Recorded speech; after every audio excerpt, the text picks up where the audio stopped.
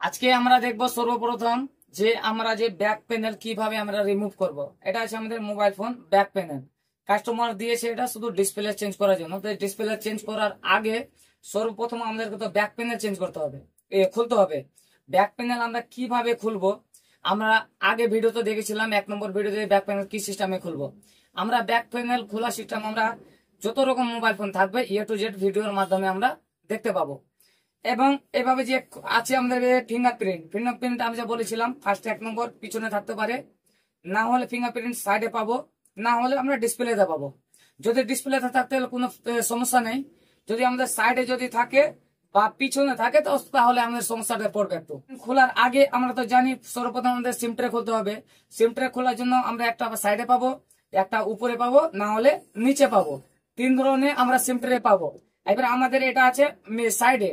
তো সাইডে খোলার জন্য আমাদের সর্বপ্রথম এটা নিয়ে নিতে হবে। খোলার জন্য আমাদের পিন একটা, পিন সবসময় আমরা পিন দিয়ে খোলার চেষ্টা করব। পিন দিয়ে যেভাবে খুলবো আমরা এখানে হালকা করে প্রেস দিব, অটোমেটিক আমাদের রিমুভ হয়ে যাবে সিম ট্রে। সিম ট্রে রিমুভ হয়ে গেছে। এবার খোলার পরে আমরা এটা সিম ট্রেটা সাইডে রেখে দিব। যদি কাস্টমারের সিম থাকে তো সিম অবশ্যই আপনারা খেয়াল রাখবেন, সিমটা থাকতে গেলে সিমও সাইডে রাখবেন, সিম ট্রেটাও সাইডে রাখবেন। তারপরে আমরা ক্যাসেটটা রিমুভ করে দিয়েছি। তারপরে ব্যাক প্যানেল রিমুভ করব।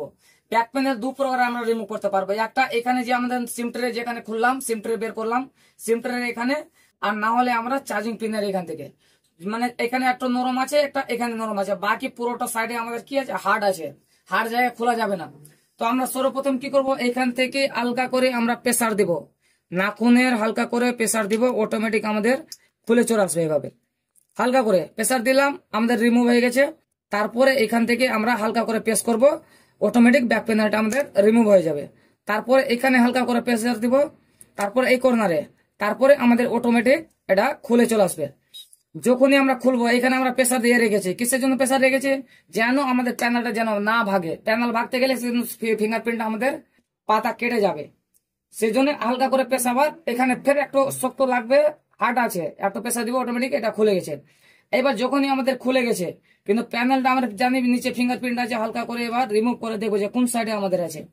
আগে ভিডিওতে আমরা দেখেছিলাম যে আমাদের ছিল পাতা উপরে ছিল, এটা উপরের সঙ্গে সঙ্গে খোলার সঙ্গে সঙ্গে এভাবে এক্সট্রা ছিল, খুলে দিয়েছিলাম।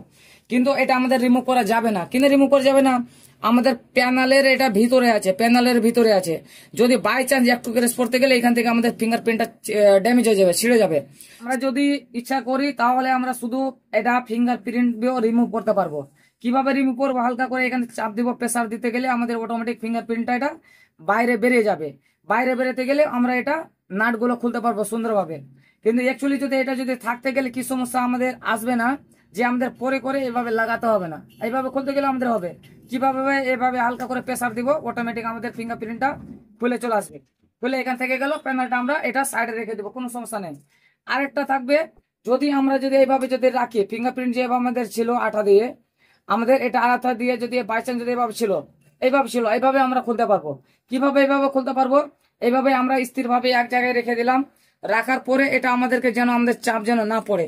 এবার এখানে আমরা নাট খুলে দেবো, স্ক্রু আছে যে আমাদের পিড়ি আছে, তোমার নাটগুলো, নাট স্ক্রু দিয়ে আমরা নাটগুলো রিমুভ করে দেবো। নাটগুলো যখন আমরা রিমুভ করবো, এখানে রিমুভ করার পরে আমাদের নাট যত নাট থাকবে সম্পূর্ণ নাট রিমুভ করে দিবা। এটা আমাদের ব্যাকি আছে, আমি এখানে রেখে দিলাম। এইবার এখান থেকে আমরা সুন্দরভাবে দেখতে পাচ্ছি যে প্যানেলগুলো এখানে, প্যানেল থেকে এখানে রিমুভ করে দিব আমরা। এখান থেকে যখনই আমরা রিমুভ করে দিব, এইভাবে রিমুভ করে দিলাম, তো কি হলো, আমাদের এটা প্যানেলের থেকে বের করার কোনো প্রয়োজন পড়লো না। আমরা 2 প্রকারে খুলতে পারবো, একটা এখানে প্রেস করে বের করতে পারবো, এবং এটা লাগা অবস্থায় বের করতে পারবো। Thank you.